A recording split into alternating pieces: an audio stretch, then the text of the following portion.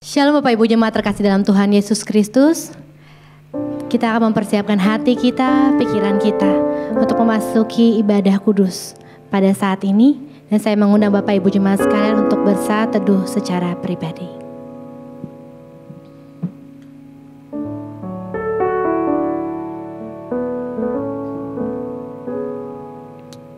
Amin. Saya dan Bapak Ibu Jemaat sekalian untuk bangkit berdiri. Kita akan memasuki prosesi pelayan Gereja Reformasi Indonesia memasuki ibadah kudus saat ini.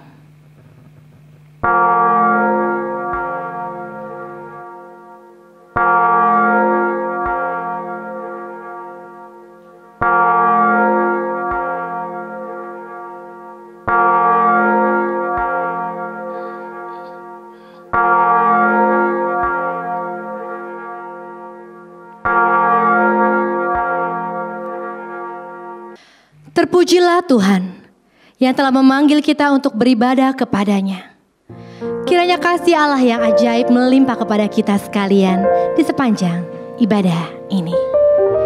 Ibadah Paskah pada saat ini kita akan mulai dalam nama Allah Bapa, Allah Anak, dan Allah Roh Kudus.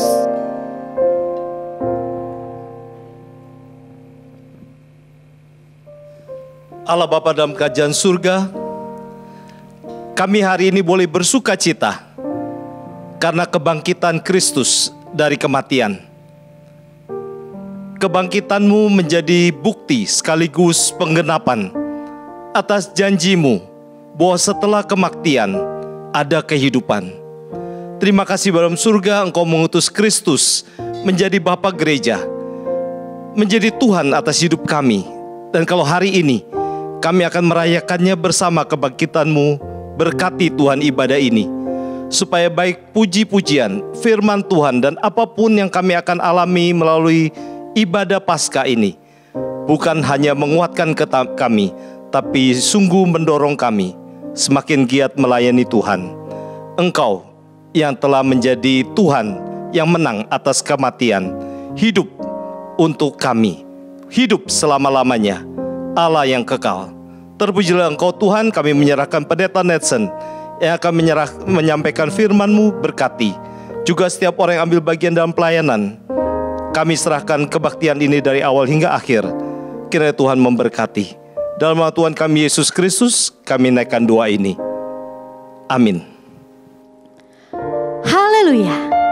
Tuhan telah bangkit. Salib dan kebangkitannya adalah satu-satunya harapan bagi umat manusia. Di luar salib Yesus Kristus tidak ada keselamatan. Di luar salib Kristus Yesus tidak akan ada pengharapan di dunia ini. Hanya di dalam Dia kita mendapatkan kedamaian, kepastian, kemenangan, dan anugerah hidup yang kekal. Mari kita bersuka cita karena kebangkitannya telah membebaskan kita dari maut. Pengharapan kekal hanya ada di dalam Dia yang telah mati atas Golgota dan dibangkitkan. Pengharapanku hanya Yesus saja.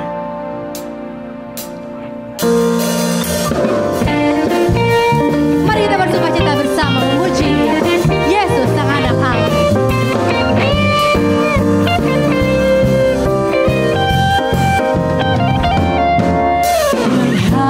Pengharapanku hanya Yesus saja yang mati atas Golgota. Dia gembala jiwaku yang sungguh. Yesus, Dia harapanku.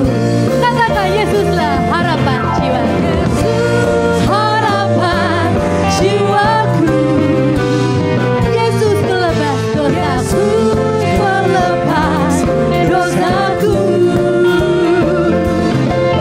Dia pohon selamat dan kesenanganku. Yesus, Dia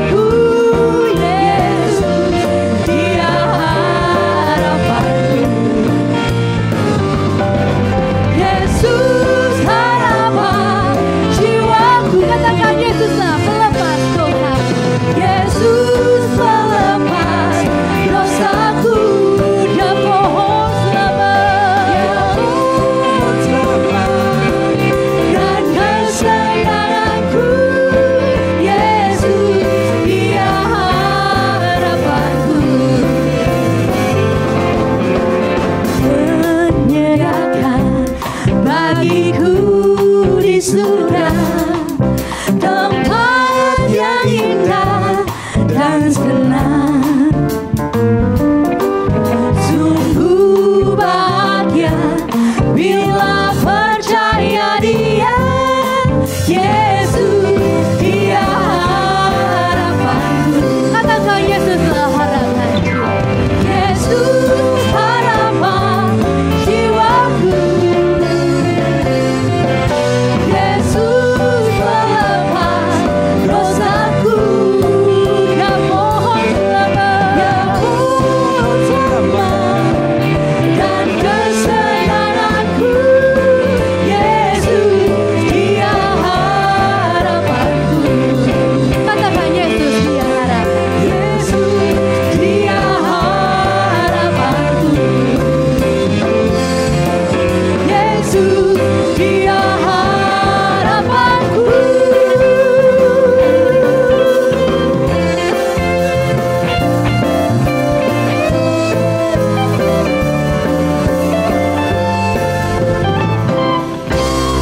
Haleluya. Biar sukacita Kristus terus bersama dengan kita, amin. Biarlah kebangkitan Yesus Kristus juga membangkitkan semangat kita untuk terus melayani Tuhan, menjadi terang dimanapun kita berada. Kiranya kita selalu berjalan dalam kebenaran firman-Nya, tak lagi hidup di dalam dosa, tak lagi khawatir menghadapi segala tantangan. Berjalan bersamanya, berjalan di dalamnya, karena Tuhanlah sumber pengharapan.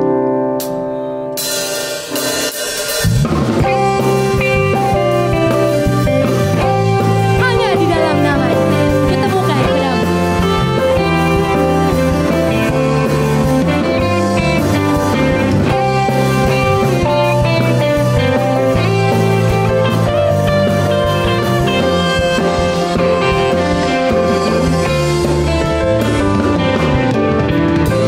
Firman terangi jalanku,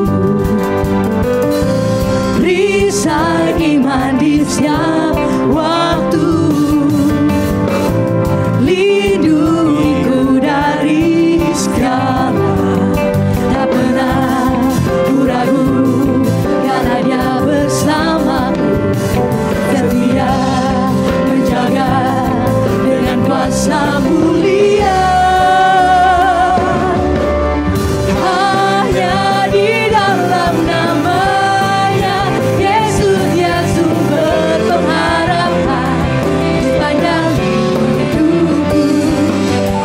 Hanya di dalam kuasa-Nya pasti tersedia kemenangan bagiku selama-lamanya. Mari kita bersukacita bagi Dia, karena Tuhan sudah bangkit bagi kita. Firman-Nya selalu terangi jalan kita.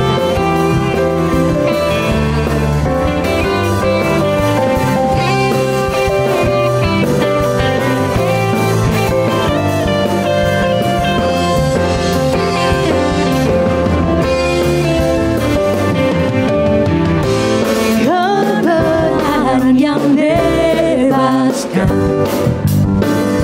selalu berikan ku kekuatan hadapi segala tantangan. Tak pernah ku ragu, karena Dia bersamaku, setia menjaga dengan kuasa mulia. Hanya di dalam nama-Nya, Yesus Dia sumber pengharapan di sepanjang hidupku. Hanya di dalam kuasa-Nya pasti tersedia kemenangan bagiku selama-lamanya.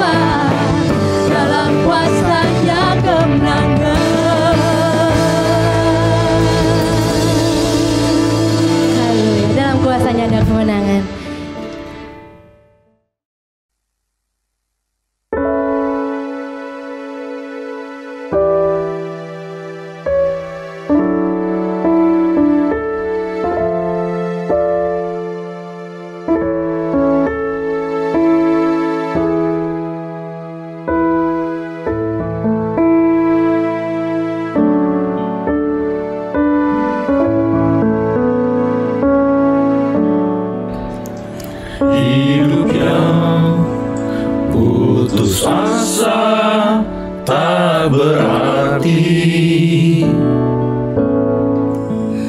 jalan dengan tanpa harapan. Namun tangan yang berlubang paku menjamah jadi hidup baru, dan kayu yang kasar mengubahku. Jalan hidup yang penuh kegagalan, ku puji Dia selama-lamanya, sebab salib mengubah hidupku.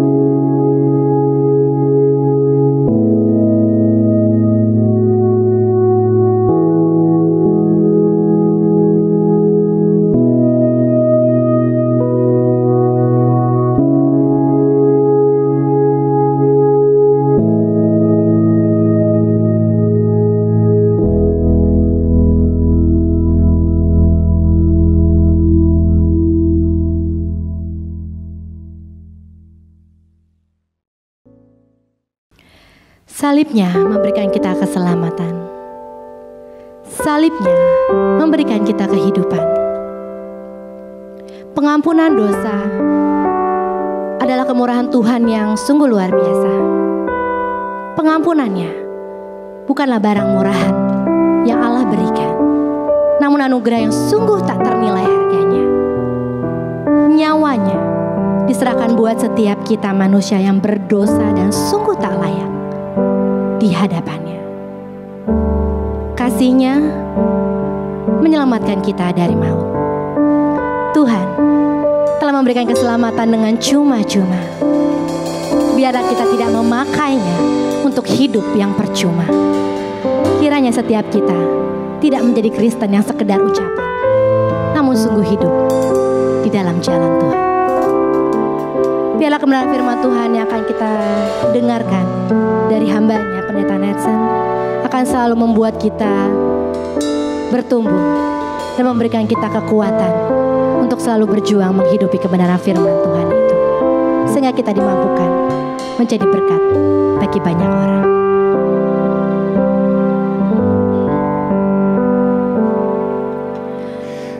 Hanya Kau Tuhan di hidupku, Kau berikan hidup yang baru. Darah-Mu menyucikan, pulihkan hatiku. Nyatakan Kaulah segalanya. Engkaulah sumber pengharapan. Kuasa-Mu sanggup menyembuhkan. Jiwaku pun berserah hanya kepadamu. Yesus, Kaulah segalanya. Karena salib-Mu ku hidup. Karena salib-Mu ku menang. Engkau yang berkuasa, sanggup untuk melakukan mujizat-Mu di hidupku.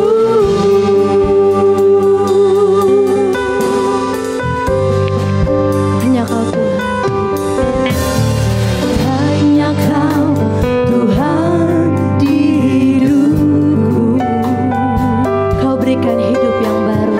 Kau berikan hidup yang baru. Darah-Mu menyucikan, pulihkan hatiku. Ku nyatakan Kaulah segalanya. Engkaulah sumber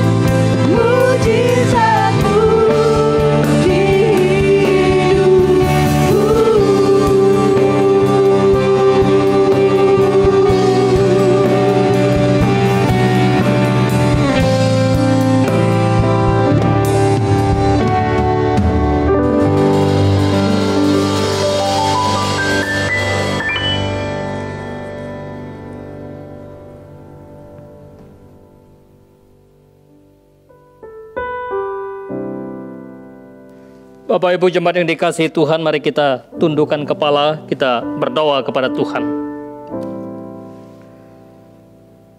Kami datang, kami bersyukur kepadamu ya Tuhan. Di Minggu Kudus hari ini, di hari di mana kami memperingati kebangkitan Tuhan kami Yesus Kristus yang telah mati menebus dosa kami di kayu salib. Kami memohon belas kasihan Tuhan bagi kami semua, sehingga kami boleh menikmati segala kemurahan Tuhan, bukan saja lewat puji-pujian yang sudah kami naikkan, tetapi terlebih untuk kami boleh menikmati kebenaran firman Tuhan yang sebentar kami akan baca, kami renungkan. Karena itu Tuhan, tolonglah kami, buka hati kami, buka pikiran kami, buka hidup kami, untuk boleh diisi dengan kebenaran firman-Mu. Hamba-Mu hanyalah alat di dalam tangan-Mu ya Tuhan. Karena itu apa yang telah dipersiapkan hamba-Mu, Engkau yang menyempurnakan. Karena Engkau yang memiliki firman, Engkau yang berkuasa atas firman, Engkau yang memberikan firman kepada kami. Oleh sebab itu Tuhan, berkatilah pemberitaan firman-Mu pada hari ini. Kami memohon, kami berdoa hanya di dalam nama Tuhan kami Yesus Kristus. Amin.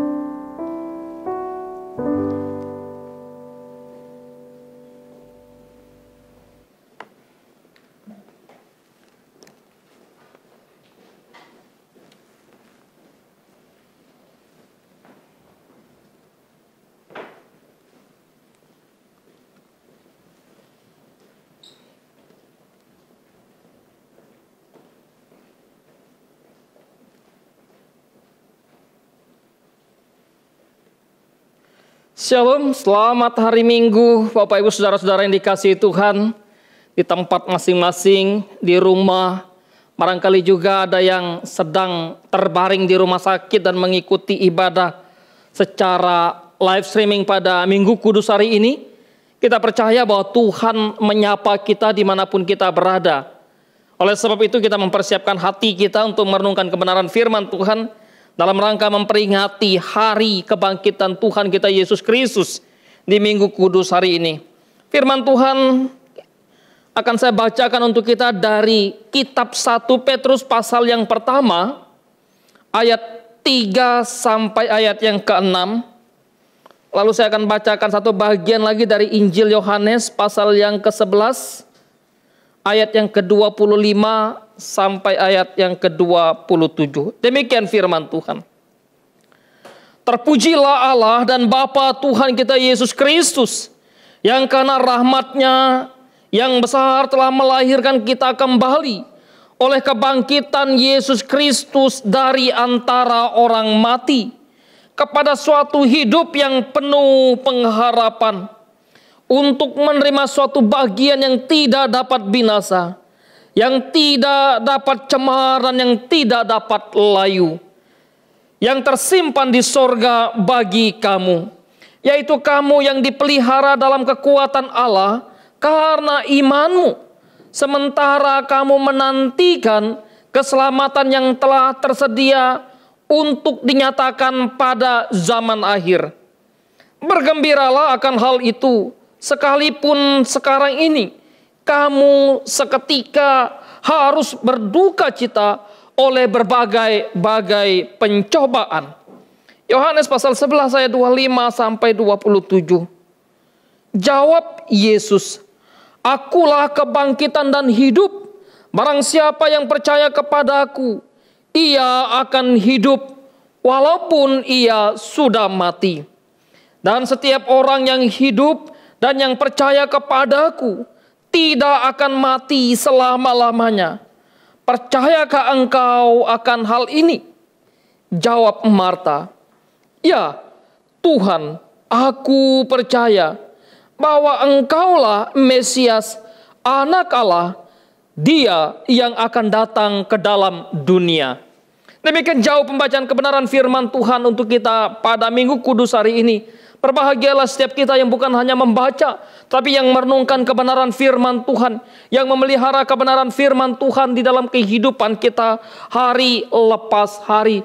Bapak Ibu Saudara-saudara yang terkasih di dalam nama Tuhan kita Yesus Kristus, Kebangkitan Kristus, pengharapan bagi dunia. Itulah tema yang akan kita renungkan di dalam memperingati hari kebangkitan Tuhan kita Yesus Kristus. Ibu bapak saudara-saudara yang terkasih dalam nama Tuhan Yesus Kristus. Kita tentu barangkali dari antara saudara sering mendengar istilah PHP, ya, pemberi harapan palsu. Barangkali di antara kita ada yang pernah diberi harapan palsu. Atau mungkin pemberi harapan palsu. Yang namanya harapan itu kan bisa dalam konteks ya, dunia keasmaraan. Kalau anak muda memberikan suatu pengharapan kepada temannya, barangkali kepada pacarnya. Tiba-tiba, waduh, saya kok diberi harapan palsu oleh pacar saya gitu ya. Pengharapan palsu barangkali juga bisa diterima oleh saudara dari orang-orang terdekat saudara, mungkin dari rekan sekerja saudara, mungkin dari pimpinan saudara. Mungkin juga harapan palsu ya bisa diberikan oleh suami kepada istri. Waduh, saya nggak nyangka misalnya. Istri saya, suami saya, pasangan saya memberikan pengharapan palsu kepada saya. Sebelum menikah dia berjanji ini dan itu, tapi setelah menikah ternyata dia memberikan pengharapan yang palsu. Mungkin juga pengharapan yang diberikan kepada orang tua, kepada anak tidak seperti apa yang dirasakan oleh anak, sehingga anak merasakan saya mendapatkan satu pengharapan yang palsu dari orang tua saya, atau sebaliknya orang tua yang sebelumnya barangkali menerima atau mendengar atau mendapatkan ucapan janji, mendapatkan pengharapan di mana anak ingin memberikan pengharapan sesuatu kepada orang tua, tapi justru sebaliknya, oh kok seperti begini ya. Pengharapan tentu menjadi sesuatu yang sangat penting di dalam kehidupan kita. Siapa sih yang tidak punya pengharapan? Kita semua punya pengharapan, bukan? Pengharapan kita tentu bermacam-macam. Ya, orang masing-masing punya pengharapan. Kalau bagi saudara-saudara yang sedang kuliah, yang sedang studi, mengharapkan satu nilai yang bagus, berharap, wah saya akan cepat selesai studi saya. Sekian tahun saya harus capai target. Tapi ternyata tidak sesuai dengan harapan. Saya berharap bisnis saya, pekerjaan saya akan berjalan mulus, akan berjalan lancar. Tapi faktanya ternyata tidak sesuai dengan apa yang diharapkan dan sebagainya. Banyak hal dalam kehidupan kita yang kita harapkan tetapi tidak menjadi kenyataan. Hanya suatu kepalsuan. Kalaupun terjadi barangkali itu kapan gitu ya. Nggak tahu. Tetapi tidak demikian dengan Kristus. Ketika Kristus sebelum mati, dia berkali-kali paling tidak lebih dari 2 kali menyatakan kepada para muridnya bahwa anak manusia akan diserahkan kepada tangan bangsa-bangsa yang tidak mengenal Allah. Dia akan disiksa, dia akan dicaci, dia akan dimaki, dia akan dihina, dia akan disalibkan, dan bahkan dia akan mati di kayu salib. Tetapi ingat, pada hari yang ketiga dia akan bangkit dari kematian. Aku akan bangkit dari kematian pada hari yang ketiga, Yesus berkata kepada para muridnya. Dan aku mendahului kamu ke Galilea. Dengan kata lain bahwa pengharapan yang Kristus berikan kepada para murid tentang kebangkitannya bukanlah pengharapan yang palsu. Bukan pengharapan yang seperti manusia berikan. Pengharapan yang pasti, itulah yang terjadi dengan kebangkitan Tuhan Yesus Kristus. Bapak Ibu saudara-saudara yang terkasih di dalam nama Tuhan kita Yesus Kristus, pengharapan apa dan pengharapan yang bagaimana yang Kristus berikan melalui kebangkitannya? Pengharapan yang seperti apa? Pengharapan yang bagaimana yang Kristus nyatakan ketika dia bangkit? Akankah pengharapan itu seperti yang kita harapkan? Ketika kita mengikut Kristus, kita berharap bahwa segala sesuatu berjalan lancar. Ketika kita mengikut Kristus, pengharapan kita adalah bagaimana dia datang memulihkan perekonomian kita, bukan? Sehingga pengharapan kita terhadap dia tidak lebih daripada pengharapan kita kepada seorang ekonom yang memberikan solusi bagi perekonomian kita. Tetapi faktanya, Tidak sedikit orang yang mengikut Kristus dan setia tetap dalam kemiskinan. Paling tidak salah satu contoh yang Alkitab catat adalah seorang perempuan yang miskin mengikut Kristus dalam kesetiaannya, dan bahkan ketika memberikan persembahan, persembahannya dipuji oleh Yesus. Bapak Ibu Saudara yang dikasihi Tuhan, bukan hanya itu. Ketika kita mengikut Kristus, seringkali pengharapan kita adalah bagaimana ketika kita sakit, lalu kita dipulihkan. Kalau kita tidak dipulihkan dari sakit kita, maka kita berpaling pengharapan dari Kristus. Apakah itu pengharapan kita sebagai orang percaya? Kalau itu pengharapan kita hanya sebatas kesehatan, sebatas sakit penyakit, maka tidak lebih daripada kita menjadikan dia hanya sebagai dokter bagi kita. Faktanya, ketika kita mengikut Kristus, kita mengalami penuaan, mengalami penurunan, fisik kita menjadi lemah, dan bahkan kematian fisik pun kita alami. Banyak hal lain yang sebetulnya secara manusia kita harapkan ketika kita mengikut Kristus. Tapi apakah itu jawaban Kristus melalui kematian dan kebangkitannya yang kita peringati pada hari ini? Apa yang kita baca dari kitab tulisan Rasul Petrus memberikan paling tidak beberapa pengharapan dari apa yang Tuhan berikan kepada kita melalui kebangkitan Kristus. Yang pertama, harapan seperti apa? Harapan bagaimana yang Tuhan anugerahkan kepada kita? Ternyata bukan pengharapan yang temporal, bukan pengharapan yang sementara. Dia justru memberikan satu pengharapan yang bernilai kekal. Petrus mengatakan kepada kita tentang apa pengharapan itu. Dia berkata, terpujilah Allah Bapa Tuhan kita Yesus Kristus yang karena rahmat-Nya yang besar, yang melahirkan kita kembali, yang telah melahirkan kita kembali oleh kebangkitan Yesus Kristus. Pengharapan pertama yang Allah berikan kepada kita melalui kebangkitannya adalah di mana melalui kebangkitan Kristus Ia melahirkan kita kembali. Kelahiran baru. Ya. Kalau orang menginginkan anak, ya, entah itu keluarga yang baru atau menginginkan anak yang kedua, ketiga, ketika anaknya mau lahir, maka dia mempersiapkan sedemikian rupa. Dia membeli segala perlengkapan, dia memilih tempat, kalau bisa tempat yang terbaik. Kalau bisa rumah sakit yang terbaik. Pilih dokter yang terbaik. Ya, segala fasilitas yang terbaik. Tentu tidak ada yang salah, itu bagus sekali. Namanya sukacita menantikan seorang anak yang baru lahir. Kebangkitan Kristus melahirkan kita kembali. Kelahiran kembali, kelahiran yang dikerjakan oleh Allah. Kelahiran kembali untuk apa? Kelahiran kembali dari mana? Kenapa perlu dilahirkan kembali? Di dalam sebuah percakapan antara Tuhan Yesus dengan Nikodemus, di dalam Injil Yohanes pasal yang ketiga, ayat yang ketiga, ketika Yesus berkata kepada Nikodemus, apa yang dikatakannya? Jikalau seseorang tidak dilahirkan kembali, ia tidak dapat melihat kerajaan Allah. Kelahiran kembali salah satu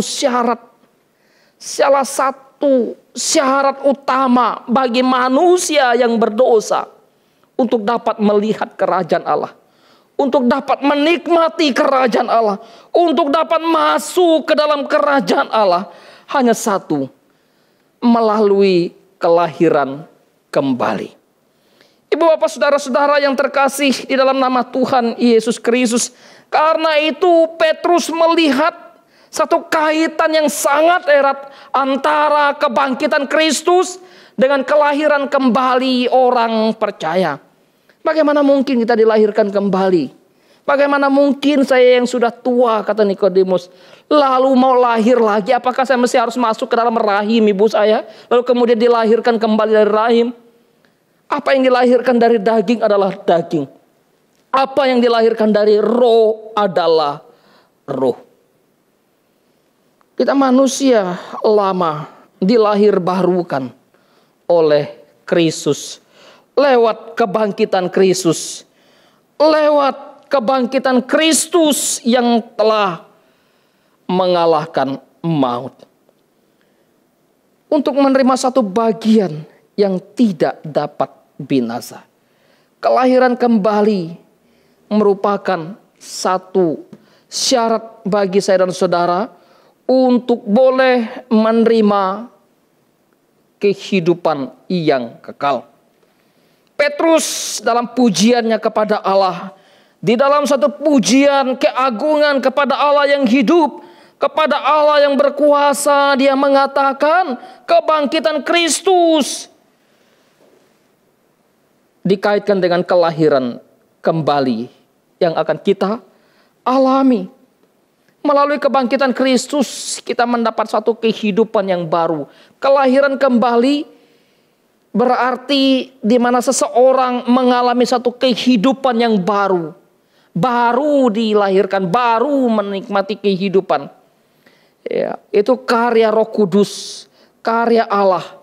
Dan di dalam Kristus Yesus Tuhan yang bangkit dari kematian. Apa yang disampaikan oleh Paulus juga dalam tulisannya kepada jemaat yang ada di Efesus tentang bagaimana kehidupan kita yang dilahirkan kembali oleh Allah. Di dalam pasal yang kedua, ayat yang kelima sampai yang keenam, apa yang dikatakan oleh Petrus di sana?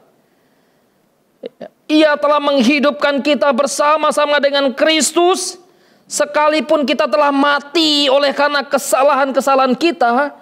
Oleh kasih karunia kamu diselamatkan. Dan di dalam Yesus Kristus Ia telah membangkitkan kita juga dan memberikan tempat bersama-sama dengan Dia di sorga. Kebangkitan Kristus, Paulus mengatakan bahwa di dalam kebangkitan Kristus, melalui kebangkitan Kristus, Ia memberikan satu kehidupan yang baru bagi kita. Ia menempatkan kita bersama-sama dengan Allah. Ada satu persekutuan yang terbangun kembali melalui kebangkitan Kristus. Persekutuan yang telah rusak, yang telah hancur, yang telah terpisah oleh karena dosa. Sehingga lewat Kristus Yesus yang telah mati dan telah bangkit, relasi itu dipulihkan. Persekutuan antara manusia dengan Allah dipersatukan. Ini sesuatu yang luar biasa. Apa yang Paulus katakan adalah Allah membuat kita hidup bersama-sama dengan Kristus dan membangkitkan kita bersama-sama dengan Dia. Maka dengan kata lain, jikalau Kristus tidak bangkit, maka tidak ada satu pengharapan, tidak ada satu kehidupan yang bisa kita nikmati. Kalaupun kita menikmati kehidupan dalam dunia ini, itu sebetulnya tanpa Kristus, maka kita tidak hidup. Ya. Sebetulnya kita mati. Dan itu Alkitab katakan, tanpa Kristus tidak ada kehidupan. Tanpa Kristus yang ada hanya kematian. Hal berikutnya, apa yang menjadi pemberian Allah, apa yang menjadi anugerah Allah bagi kita ketika Kristus bangkit dari kematian. Kebangkitan Kristus bukan saja melahirbarukan kita, mengubah status kita menjadi manusia rohani yang hidup dan memiliki status yang baru di hadapan Allah. Kebangkitan Kristus menjamin pembenaran kita. Kebangkitan Kristus menjamin pembenaran kita, itu yang disampaikan oleh Rasul Paulus ketika ia menuliskan kepada jemaat yang ada di Roma. Saya membacakan satu bagian dari Roma pasal yang ke-4. Roma pasal 4 ayat, saya baca ayat 20 sampai ayat 25 untuk kita. Tetapi terhadap janji Allah ia tidak pernah bimbang. Ini tentang Abraham. Karena ketidakpercayaan, malah ia diperkuat dalam imannya dan ia memuliakan Allah. Dalam ayat 21, dengan penuh keyakinan bahwa Allah berkuasa untuk melaksanakan apa yang telah dijanjikan. Karena itu, hal ini diperhitungkan kepadanya sebagai kebenaran. Kata-kata ini yaitu, hal ini diperhitungkannya kepadanya, tidak ditulis untuk Abraham saja, tetapi ditulis juga untuk kita, kata Paulus.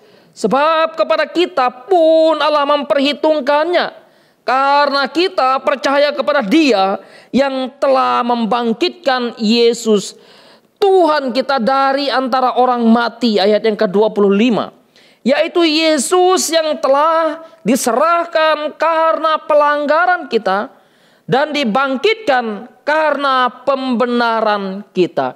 Yesus yang diserahkan, disalibkan, mati karena pelanggaran kita. Dia mati di antara dua penjahat. Dia rela mengambil tempat lebih rendah daripada penjahat, dan bahkan diposisikan sebagai tokoh penjahat, supaya kita yang jahat mendapatkan satu hidup yang benar melalui kebangkitannya. Kita mati di dalam dosa dan hidup untuk kebenaran. Ketika Kristus mati menggantikan kita, supaya kita yang mati karena dosa hidup di dalam Dia. Sehingga kebangkitan Kristus, Paulus katakan Dia bangkit karena pembenaran kita. Status kita adalah orang yang bersalah. Status kita adalah seorang tawanan. Status kita adalah narapidana. Dari apa? Narapidana dari dosa. Yang ditawan dosa dan siap untuk dimurkai oleh Allah. Tapi Kristus begitu mengasihi, sehingga Paulus katakan, karena pembenaran kita, maka Kristus bangkit. Karena pembenaran kita, maka Kristus bangkit. Sehingga melalui bagian ini sebetulnya Paulus ingin mengatakan, kita di hadapan Allah dinyatakan benar, sehingga kita yang berdosa ketika diperhadapkan dengan satu penghakiman Bapa dinyatakan tidak bersalah. Kenapa? Karena kesalahan kita sudah ditanggungnya di atas kayu salib. Sehingga waktu Dia bangkit, Dia membenarkan kita. Ini suatu penebusan yang luar biasa. Saya ambil contoh. Kalau Bapak Ibu Saudara misalnya punya hutang yang sangat banyak. Dan bahkan hutang itu tidak mampu saudara tebus. Tidak mampu kita tebus. Sehingga tidak ada cara lain kecuali kita menjadi tahanan. Ya. Tetapi ketika kita tidak mampu menebus hutang itu, salah seorang teman kita datang, ya, lalu menebus hutang kita di bank saja. Ya. Sehingga bank yang tadinya kita berhutang ke sana, bank tidak punya hak lagi menuntut hutang kita. Karena sudah ada teman kita yang membayar. Itulah gambaran bagaimana Bapa ketika kita menghadap Dia. Maka Bapa menyatakan kita benar. Kenapa? Karena ada penebusan Kristus. Ada Kristus yang telah diserahkan karena pelanggaran kita. Luar biasa. Dari janji Tuhan, luar biasa dari kasih karunia Tuhan, luar biasa dari pengharapan yang Tuhan berikan kepada kita melalui kebangkitan Kristus Tuhan kita. Oleh sebab itu Ibu Bapak Saudara-saudara yang terkasih di dalam nama Tuhan kita Yesus Kristus, ketika bicara tentang pembenaran yang dibahasakan oleh Paulus, maka istilah pembenaran, kita yang berdosa telah dibenarkan Allah. Dinyatakan tidak bersalah di hadapan Allah. Hidup kita telah dibenarkan oleh Kristus melalui kematiannya, tapi juga sekaligus melalui kebangkitannya. Saya percaya bahwa bagaimana kita, kalau kita diadili, kalau kita hitung berapa banyak pelanggaran kita, berapa banyak dosa kita, berapa banyak kejahatan kita, tidak ada satu kebaikan yang kita miliki yang ada pada kita yang bisa membuat atau menutupi murka Allah yang harus ditimpakan kepada kita. Ketika Kristus membenarkan kita dan Bapa menerima korban diri Kristus Yesus yang adalah korban itu, sehingga kita menjadi benar, maka korban Kristus adalah korban yang sempurna. Korban Kristus adalah korban yang benar, yang memenuhi standar Allah, yang memenuhi tuntutan Allah. Sehingga ketika Kristus mati, Kristus mewakili kita. Ketika Kristus bangkit, Dia pun bangkit untuk kita. Sehingga disinilah Paulus menyebutkan, Kristus yang bangkit itu, yang sulung dari seluruh kebangkitan. Tanpa Kristus bangkit, tidak ada kebangkitan orang mati. Tanpa Kristus bangkit, tidak ada persekutuan antara orang percaya dengan Allah. Kalau ada kebangkitan, kalau ada kehidupan di dalam perjanjian lama, baik seorang anak janda di Sarfat yang dihidupkan oleh Elia, maupun anak seorang janda Sunem yang dihidupkan oleh Elisa, atau Lazarus sendiri yang dibangkitkan oleh Yesus, mereka akan mati lagi. Karena itu kebangkitan Kristus adalah kebangkitan yang sulung. Orang yang di zaman perjanjian lama, anak perempuan ya, yang di janda Sarfat dibangkitkan oleh Elia, ketika dia bangkit dia masih mengenakan tubuh yang fana. Seorang anak janda di Sunem yang dibangkitkan oleh Elisa, ketika hidup lagi dia masih mengenakan tubuh yang fana. Lazarus ketika dibangkitkan oleh Yesus, hidup dia masih mengenakan tubuh yang fana dan akan mati lagi. Dan bahkan ya, anak Yairus yang akan dihidupkan juga mengenakan tubuh yang masih fana. Timotikus yang dihidupkan oleh Paulus juga mengenakan tubuh yang fana. Sehingga kebangkitan Kristus menjadi kebangkitan yang sulung, karena ketika Kristus bangkit, dia mengenakan tubuh yang tidak fana, mengenakan tubuh kemuliaan.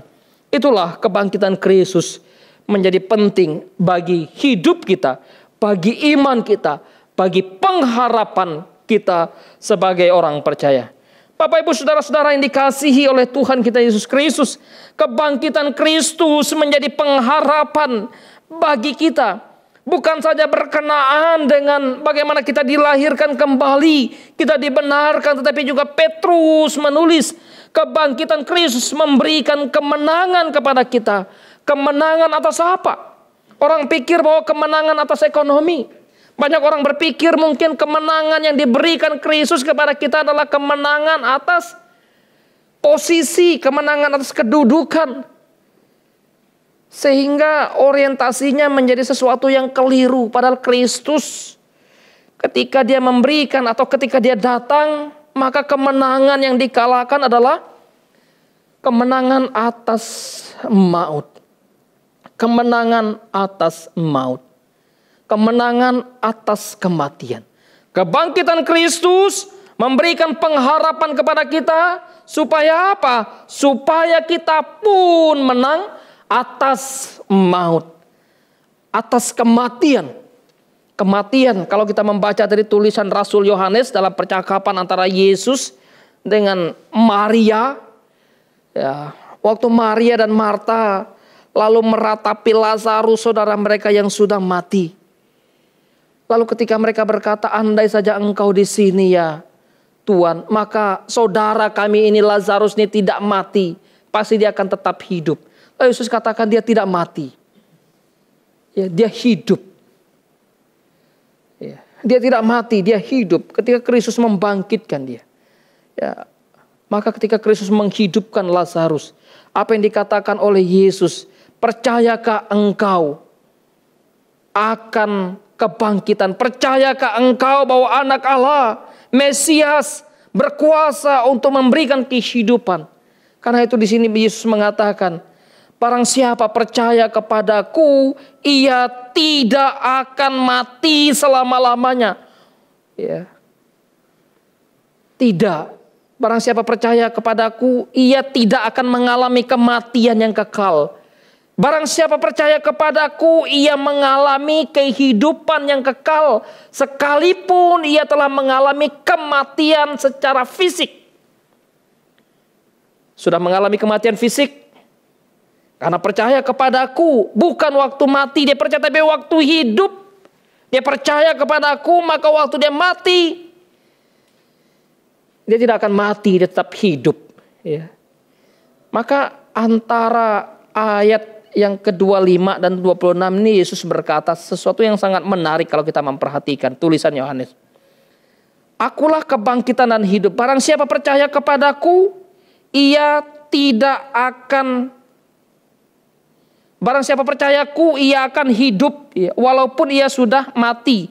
Ia akan hidup kekal walaupun ia sudah mati secara fisik. Ayat 26. Dan setiap orang yang hidup, yaitu hidup secara fisik ini, dan yang percaya kepadaku, ia tidak akan mati secara selama-lama. Ia tidak akan mati kekal. Iya. Sungguh luar biasa kalau kita memperhatikan bagaimana tulisan Alkitab memberikan penjelasan kepada kita tentang pengharapan kita di dalam beriman kepada Kristus yang menyelamatkan kita. Kebangkitan Kristus memberikan kemenangan kepada kita. Kemenangan atas musuh terbesar. Musuh terbesar itu adalah kematian. Musuh terbesar manusia yang sangat menakutkan adalah kematian. Ya, walaupun ada orang yang berkata, oh saya berani mati, saya rela mati. Barangkali ya rela mati karena frustasi. Rela mati karena stres. Rela mati mungkin karena beban terlalu berat. Gitu ya. Tapi sejatinya diperhadapkan dengan mati, takut juga. Kenapa? Ya karena kita nggak tahu, gitu kan. Mati ini kita mau kemana? Mati ini kira-kira seperti apa bayangan? Ya, kenapa takut mati? Karena mati juga identik dengan ya sudah berakhirnya suatu hidup seseorang, sehingga manusia ya takut mati. Jujur aja lah ya. Kalau diperhadapkan dengan sakit penyakit yang berat, apalagi masa pandemi ini, saya pikir bahwa banyak juga orang yang takut mati gitu kan. Realita itu. Bergumul juga. Walaupun saya sendiri juga belum diperhadapkan dengan satu kematian itu. Tapi ya bergumul ya. Tetapi mengalami kecelakaan yang berat, iya pernah gitu ya. Begitu mobil, ini Kalimantan Timur itu mobil yang saya tumpang, mobil yang kami tumpang itu. Betul-betul ya menghantam ya tiang listrik, saya pikir saya mati di tempat itu juga. Tuhan masih perkenankan hidup ya. Ketakutan menghadapi satu kematian. Ialah sebab itu ketika manusia mencari solusi dan tidak menemukan solusi, maka Kristus yang diutus oleh Bapa, Kristus yang datang ke dalam dunia ini memberikan satu jawaban. Atas apa? Atas pergumulan manusia yang tidak pernah menemukan jawaban. Bagaimana keluar dari kematian. Bagaimana hidup ketika mati lagi. Maka disinilah Kristus memberikan satu pengharapan kepada kita. Supaya kita menang atas maut. Hal yang terakhir dari apa yang Kristus berikan, pengharapan yang Allah berikan kepada kita berkenaan dengan kebangkitan Kristus memberikan pengharapan kepada kita. Kristus yang bangkit memberikan pengharapan kepada kita untuk apa? Supaya kita bisa memiliki harta. Wah, kalau kita bicara memiliki harta pasti semua kepengen ya. Tapi persoalannya adalah bukan harta yang sekedar harta yang fana. Harta yang kekal, harta yang tidak pernah rusak, harta yang tidak pernah bisa dimakan ngengat. Dan harta itu bukan disimpan di bank. Harta itu bukan disimpan di tempat-tempat penyimpanan uang di dunia ini. Harta itu dikatakan tersimpan di sorga bagi kamu. Ya, ini harta yang kekal. Sebab itu tidakkah kita merindukan satu harta yang kekal itu? Harta yang tidak ternilai harganya. Yang tidak bisa dibeli dengan uang. Yang tidak bisa dibeli dengan apapun barang yang mahal di dalam dunia. Alat tukar apapun yang ada dalam dunia ini tidak bisa. Kecuali hanya satu. Darah Kristus yang telah tercurah di kayu salib itu. Hanya itu yang bisa membeli harta di surga. Oleh sebab itulah Sebagai orang percaya, tidakkah kita bersuka cita? Maka Paulus katakan, tetap bersuka cita. Dan Petrus juga mengatakan, sekalipun kamu dalam berbagai penderitaan, berbagai pencobaan, mengalami kesulitan apapun, jikalau kamu tahu bahwa Kristus yang telah bangkit, memberikan pengharapan bagi kamu, memberikan harta yang termahal bagimu, memberikan satu jaminan yang pasti bahwa kamu akan hidup di dalam satu persekutuan yang kekal dengan Allah. Lalu kenapa kamu tidak bersuka cita? Paulus katakan dalam suratnya kepada orang di Korintus, jikalau Kristus tidak bangkit, sia-sia kita percaya kepada Dia. Sia-sia kami memberitakan Injil. Sia-sia kita berdoa. Sia-sia kita bernyanyi memuji Dia. Sia-sia kita beriman kepada Dia. Kalau Kristus tidak bangkit, maka sia-sia semua. Kalau yang bersifat rohani, bersifat agama sia-sia, apalagi yang tidak bersifat agama. Semua akan sia-sia. Karena itu Paulus katakan, Kristus telah bangkit. Kebangkitan Kristus menjadi pusat iman kita, menjadi pondasi iman kita untuk kita berdiri dan hidup dalam satu kehidupan yang baru. Karena itu Paulus juga katakan, melanjutkan bagian itu. Berdirilah teguh, jangan goyah. Giat selalu dalam pekerjaan Tuhan. Giat selalu dalam pelayanan Tuhan. Dan di sana jerih payahmu tidak akan sia-sia. Ibu bapak saudara-saudara yang terkasih dalam nama Tuhan kita Yesus Kristus. Jikalau kita memahami kebenaran kebangkitan Kristus ini, maka harusnya kita bergairah dalam beriman kepada Tuhan. Harusnya kita bergairah dalam mengerjakan pekerjaan untuk Tuhan. Harusnya kita bergairah di dalam beribadah kepada Tuhan. Harusnya kita bergairah di dalam mengerjakan pekerjaan hari-hari kita untuk hormat bagi nama Tuhan. Harusnya kita bergairah ketika kita kuliah, ketika kita studi. Karena kita tahu pengharapan kita di dalam studi kita adalah kita mau menyukakan hati Tuhan. Dan lebih lagi, jikalau kita tahu, kita memahami bagaimana Kristus yang bangkit ini memberikan kehidupan yang kekal bagi kita. Kenapa mesti kita takut menghadapi penderitaan? Kesulitan ada, penderitaan ada. Tapi ingat, janji Kristus, kebenaran Kristus, penghiburan dari Kristus, sukacita dari Kristus sudah diberikan kepada saudara-saudara. Ibu bapak saudara-saudara yang terkasih di dalam nama Tuhan kita Yesus Kristus. Jikalau pada saat ini ada dari antara kita yang masih bimbang, yang masih ragu, yang tidak memiliki satu pengharapan di dalam Kristus, yang masih mengeraskan hati untuk menerima Kristus sebagai Tuhan dan Juru Selamat, pengharapan yang sejati demi Tuhan yang hidup. Ketika Tuhan memanggilmu, ketika firman engkau dengar dan Dia menyapa engkau dengan cinta kasih-Nya, jangan keraskan hatimu, terima Dia. Hiduplah dalam kebenaran. Jikalau engkau sebagai orang yang percaya kepada Dia, yang betul-betul sudah hidup dalam kesetiaan, karena engkau tahu Dia adalah pengharapan bagi kehidupanmu, maka teruslah berkarya bagi Tuhan. Teruslah cintai Dia, teruslah kasih Kristus, teruslah layani Kristus. Niscaya Dia akan memelihara hidupmu. Niscaya Dia akan menuntun engkau. Dia akan memberikan sesuatu yang engkau inginkan. Bukan bicara keinginan dalam dunia, tapi satu kepuasan jiwa untuk bersekutu dengan Dia. Biarlah Tuhan menolong kita. Tuhan memimpin kita di hari-hari kehidupan kita. Kebangkitan Kristus, pengharapan dunia. Ketika orang banyak stres, karena masa pandemik, orang kehilangan pekerjaan, perekonomian sulit, sakit penyakit, dan bahkan kita bergumul. Mungkin orang yang kita cintai, orang yang kita kasihi, mungkin bergumul dengan penderitaan, kesakitan.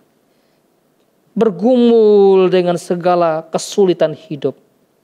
Ingatlah, Kristus sudah menderita, sudah mati di kayu salib.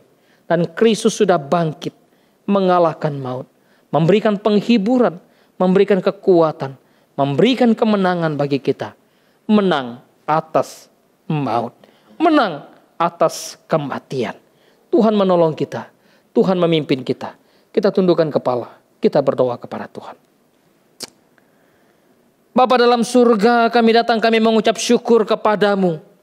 Pada kesempatan Minggu Kudus hari ini, di dalam kami memaknai kebangkitan Tuhan Yesus Kristus yang telah menang atas maut dan memberikan pengharapan bagi kami. Kami sungguh bersyukur Engkau Allah yang setia, Allah yang menepati janji, Allah yang memberikan pengharapan yang pasti, bukan pengharapan yang palsu. Oleh sebab itu Tuhan, kami sungguh bersyukur ketika Tuhan memanggil kami dan menjadikan kami anak-anak-Mu, menjadikan kami orang-orang yang diperkenan Tuhan untuk dibenarkan oleh Tuhan. Dan biarlah Tuhan terus memelihara iman percaya kami.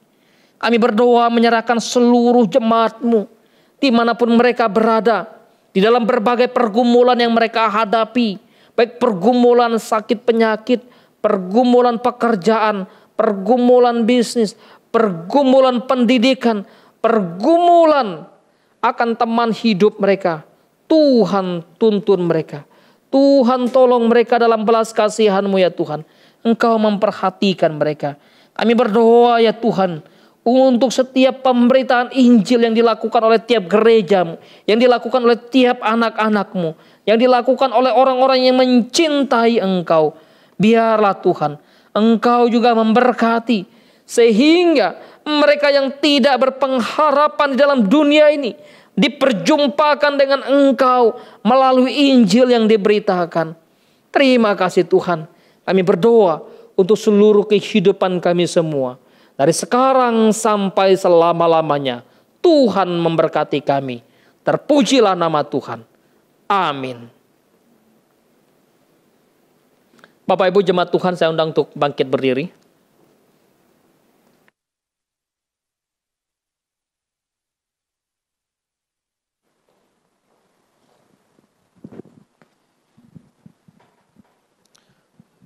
Bersama gereja di segala abad dan tempat, marilah kita mengikrarkan pengakuan iman rasuli sebagai berikut. Aku percaya kepada Allah, Bapa yang Maha Kuasa, Halik langit dan bumi, dan kepada Yesus Kristus, Anak yang tunggal Tuhan kita, yang dikandung dari Roh Kudus, lahir dari anak darah Maria, yang menderita sengsara di bawah pemerintahan Pontius Pilatus, disalibkan, mati dan dikuburkan, turun dalam kerajaan maut. Pada hari yang ketiga, bangkit pula dari antara orang mati, naik ke sorga, duduk di sebelah kanan Allah, Bapa yang Maha Kuasa, dan dari sana ia akan datang untuk menghakimi orang hidup dan yang mati.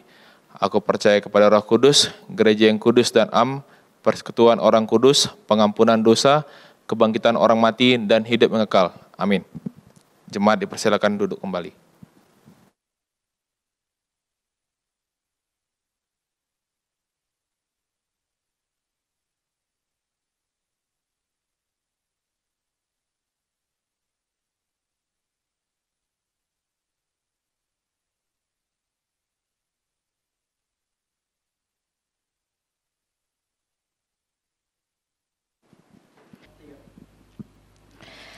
Bersyukur atas firman Tuhan yang boleh kita terima pada saat ini. Biar kita juga boleh mempersiapkan hati kita untuk mengucap syukur kepada Tuhan yang memberikan persembahan. Dengan mulut kita, begitu mudah kita mengaku adalah anak-anak Tuhan. Tetapi sudahkah kita menyerahkan hidup kita sepenuhnya kepada Tuhan? Sudahkah kita menjalani hidup kita sesuai dengan kehendak-Nya? Sudahkah kita memaknai pengorbanan yang sudah Tuhan berikan buat setiap kita dengan melayani Dia tanpa hitung-hitungan? Atau ternyata selama ini kita hanya hidup mencari kemuliaan diri sendiri, atau hidup menghambakan diri kepada kesenangan duniawi? Biar lewat firman yang telah disampaikan, kiranya kita terus disadarkan kembali akan setiap perjalanan hidup kita, mengucap syukur buat semua kebaikan yang telah Tuhan berikan sampai detik ini. Bersyukur karena Tuhan mau mencintai kita, menyapa kita, para pendosa yang seharusnya dibuang dan binasa. Betapa besar kasih-Nya, mau merangkul kita dan melayakkan kita menjadi anak-anak-Nya. Semua semua yang ada dalam hidup kita adalah milik Tuhan. Dan saat ini, biarlah kita dapat mengucap syukur dan memberikan persembahan yang terbaik bagi Dia. Tuhan, tidak peduli berapa besar yang kita berikan, tapi Tuhan rindu kita belajar memberi dengan hati yang benar, tulus, dan berkenan di hadapannya. Bagi Bapak Ibu jemaat sekalian yang ingin memberikan persembahan, info persembahan telah tertera di layar. Mari kita boleh memberikan persembahan yang terbaik. Dan ayat pengantar persembahan terambil dari 2 Korintus 9 ayat yang ke-7. Hendaklah masing-masing memberikan menurut kerelaan hatinya, jangan dengan sedih hati atau karena paksaan, sebab Allah mengasihi orang yang memberi dengan sukacita. Amin.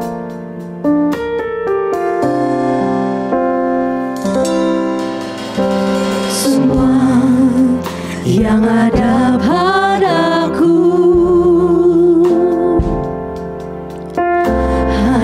hanyalah milikmu. Semua yang dapat ku nikmati hanya kemurahan-Mu. Sungguh ku penuh dosa, namun Kau layakkanku. Sungguh ku berjalan, namun Kau mengangkatku.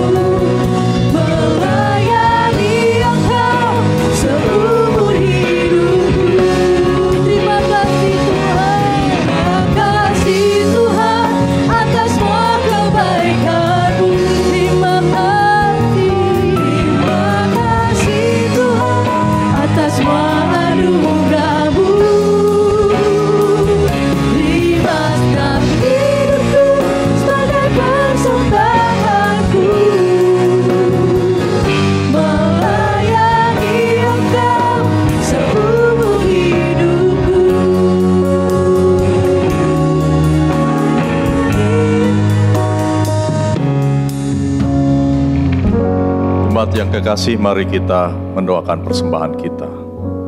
Ya Tuhan Allah Bapa kami yang di surga, terima kasih Tuhan, kami mengucap syukur karena oleh karya kebangkitan Kristus, maka kami boleh merayakannya pada hari ini Tuhan. Terima kasih untuk segala karya Tuhan yang memungkinkan kami untuk berharap kepada Tuhan saja di dalam kehidupan kami. Dan jikalau saat ini kami boleh memberi, kami percaya dan kami menyadari Tuhan bahwa Engkau telah memberi hidup bagi kami Tuhan. Bapa di surga, oleh karena itu kami mohon Engkau memberkati persembahan ini agar dapat digunakan bagi pelayanan dan kemuliaan bagi nama Tuhan saja. Terima kasih Tuhan, berkati tangan-tangan yang telah memberi, sehingga mereka boleh memberi hidup kami, hidup bagi Tuhan. Terima kasih Tuhan, inilah doa syukur kami, doa persembahan kami, yang kami alaskan di dalam nama Tuhan kami Yesus Kristus, yang telah mengajar kami berdoa. Bapa kami yang di surga, dikuduskanlah namamu, datanglah kerajaanmu, jadilah kehendak-Mu di bumi seperti di surga. Dan berikanlah kami pada hari ini makanan kami yang secukupnya. Dan ampunilah kami akan kesalahan kami, seperti kami juga telah mengampuni orang yang bersalah kepada kami. Dan janganlah membawa kami ke dalam pencobaan, tetapi lepaskanlah kami daripada yang jahat, karena Engkau yang mempunyai kerajaan, dan kuasa, dan kemuliaan, sampai selama-lamanya. Amin. Jemaat tetap berdiri.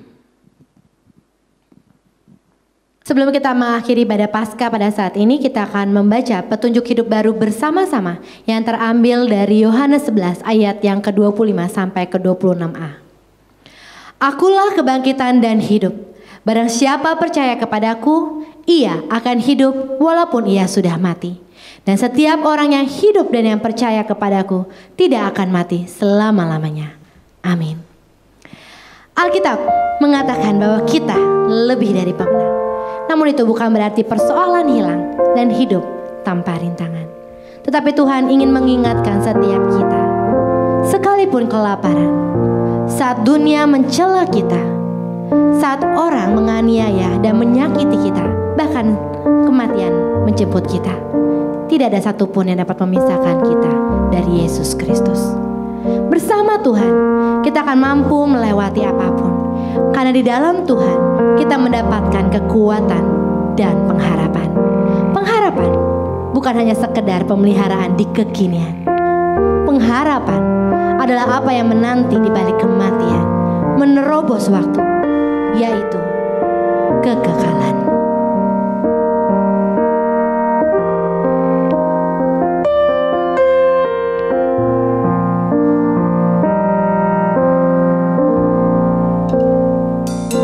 Saat ku berbeban berat, saat ku hilang harapan, hanya Kau Tuhan, jawaban hidupku.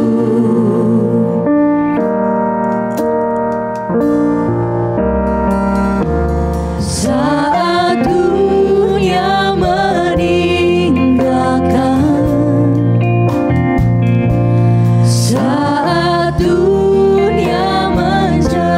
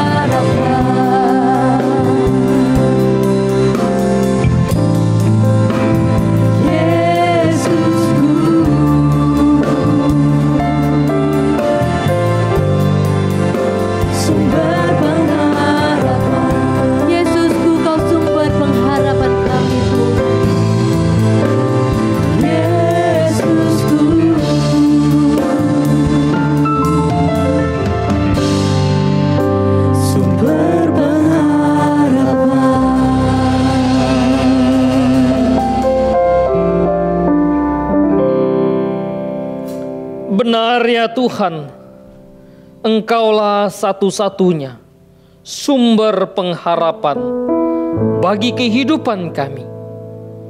Bapak Ibu jemaat yang dikasihi oleh Tuhan kita Yesus Kristus, ibadah dalam rangka memperingati hari kebangkitan Tuhan kita Yesus Kristus pada Minggu Kudus hari ini telah selesai. Firman telah disampaikan kepadamu. Sungguh, kebangkitan Kristus pengharapan bagi kehidupan kita. Karena itu, jalanilah hidup di dalam pengharapan yang Tuhan berikan. Jangan takut, engkau tidak sendiri. Tuhan menyertaimu.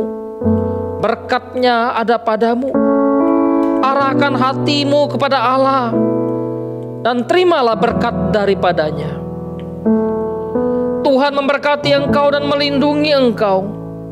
Tuhan menyinari engkau dengan wajah-Nya dan memberi engkau kasih karunia. Tuhan menghadapkan wajah-Nya kepadamu dan memberi engkau damai sejahtera. Turunlah atas saudara sekalian kasih karunia dan damai sejahtera dari Allah Bapa kita di surga. Persekutuan yang indah dalam Tuhan kita Yesus Kristus. Pimpinan, kekuatan, penghiburan, dan pengajaran dari Allah Roh Kudus terus menyertai saudara sekalian dari sekarang sampai selama-lamanya. Amin. Aku bernyanyi bahagia, memuji Yesus selamanya. Aku bernyanyi bahagia, memuji Yesus aku bernyanyi bahagia, memuji Yesus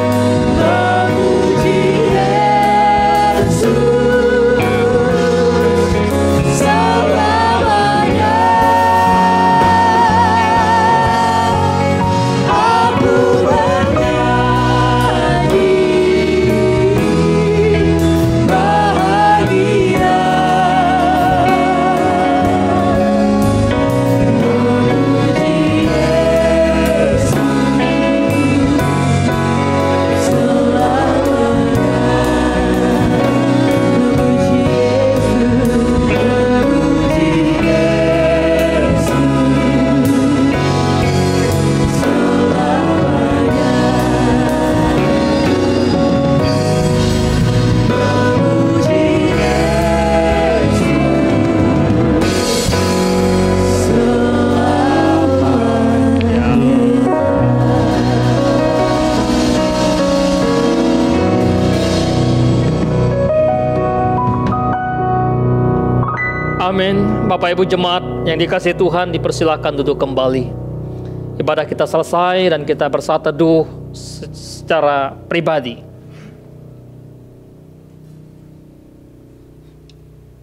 Amin. Shalom, selamat hari Minggu Bapak Ibu Saudara yang dikasihi oleh Tuhan Yesus Kristus. Kita bersyukur pada Tuhan atas pelaksanaan ibadah yang kita lakukan secara khusus. Baik ibadah Jumat Agung yang sudah kita peringati pada hari Jumat kemarin dan juga ibadah dalam rangka memperingati kebangkitan Tuhan kita Yesus Kristus pada hari ini boleh kita laksanakan. Dan Bapak Ibu jemaat yang dikasihi Tuhan, kiranya Tuhan Yesus memberkati. Dan kepada teman-teman, rekan-rekan sepelayanan yang sudah melayani Tuhan, seluruh panitia yang sudah mempersiapkan seluruh pelayanan, biar Tuhan menolong, memberkati kita semua, juga Bapak Ibu jemaat yang ada di rumah masing-masing. Kita menyaksikan warta video Gereja Reformasi Indonesia berikut ini.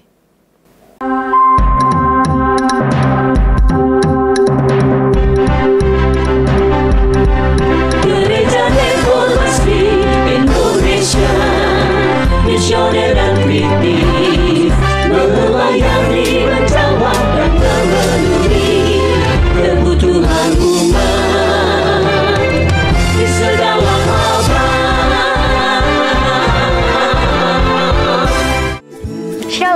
Selamat hari Minggu Jemaat Tuhan, bersama saya Citra, hadir untuk menyampaikan Warta Sepekan Gereja Reformasi Indonesia. Ibadah tengah minggu. Persekutuan Oikumene hari Rabu pukul 12.00 akan dilaksanakan secara online via Zoom dengan tema Apa Sesungguhnya Panggilan Allah Dalam Hidupku yang akan disampaikan oleh Pendeta Netsen. Antiochia Ladies Fellowship hari Kamis pukul 11.00 akan dilaksanakan secara online via Zoom dengan tema Hubungan yang Rusak yang akan disampaikan oleh Pendeta Julius Mokolomban. Coffee Break Sleepy dan Tomang hari Kamis pukul 19.00 akan dilaksanakan secara online via Zoom.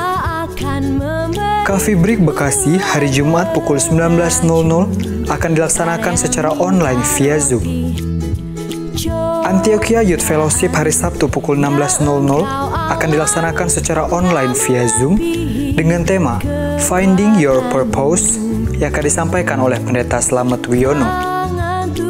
Sekolah Minggu akan dilaksanakan secara online via Zoom pukul 9.00 yang akan dilayani oleh tim guru sekolah Minggu Gereja Reformasi Indonesia.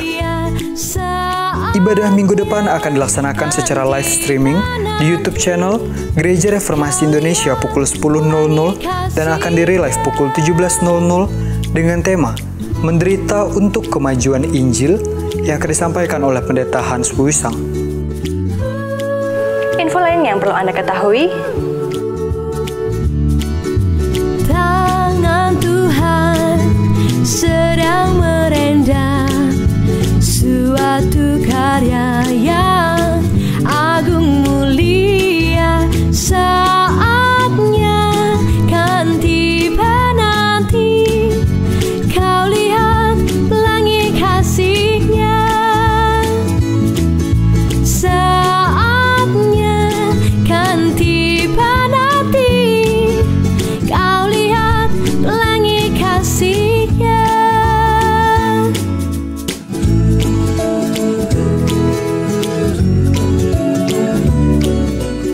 Kami nantikan kehadiran Anda dalam setiap ibadah sepanjang minggu ini. Dan demikianlah Warta Sepekan Gereja Reformasi Indonesia dari kita, oleh kita, untuk kemuliaan nama Tuhan kita Yesus Kristus, Kepala Gereja. Tuhan Yesus memberkati dan salam sejahtera. Ya, demikianlah info pelayanan Gereja Reformasi Indonesia. Selamat ulang tahun bagi Bapak Ibu Jemaat Tuhan yang berulang tahun sepanjang minggu ini. Kiranya Tuhan menolong, memberkati dengan kekuatan, kesehatan. Dan ingat, tetap jaga kesehatan. Perhatikan ya, pesan Ibu 3M tetap dilaksanakan. Ibadah kita selesai. Tuhan Yesus memberkati.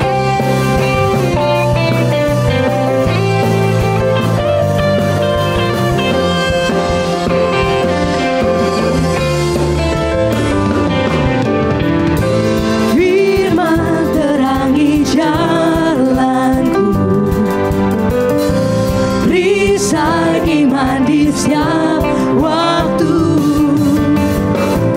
lindungiku dari segala, tak pernah ku ragu karena Dia bersamaku, setia menjaga dengan kuasa mulia. Hanya di dalam nama-Nya Yesus, Dia sumber pengharapan sepanjang hidupku. Hanya di dalam kuasa-Nya pasti tersedia kemenangan bagiku selama-lamanya. Mari kita bersukacita bagi Dia karena Tuhan sudah bangkit bagi kita. Firman-Nya selalu terangi jalan kita.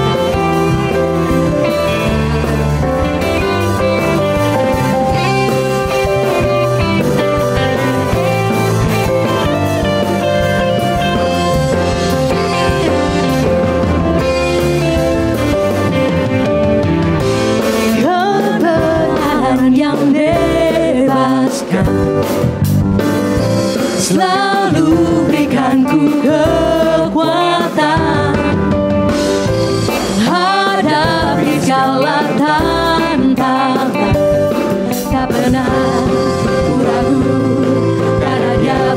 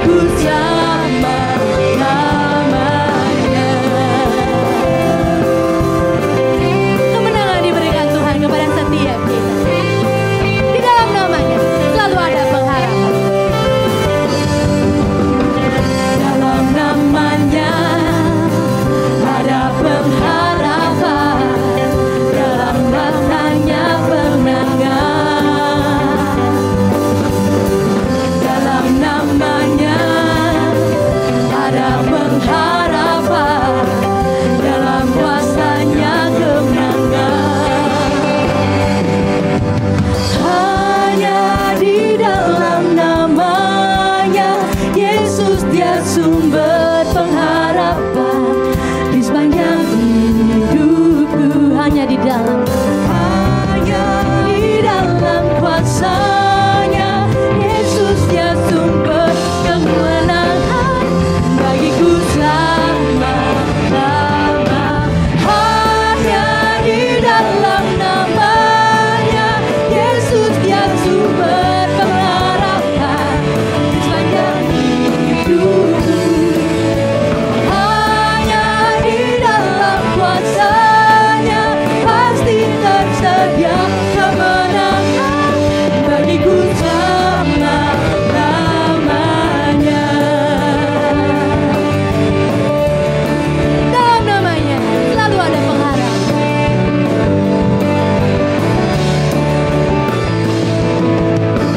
Dalam nama-Nya ada pengharapan, dalam kuasa-Nya kemenangan.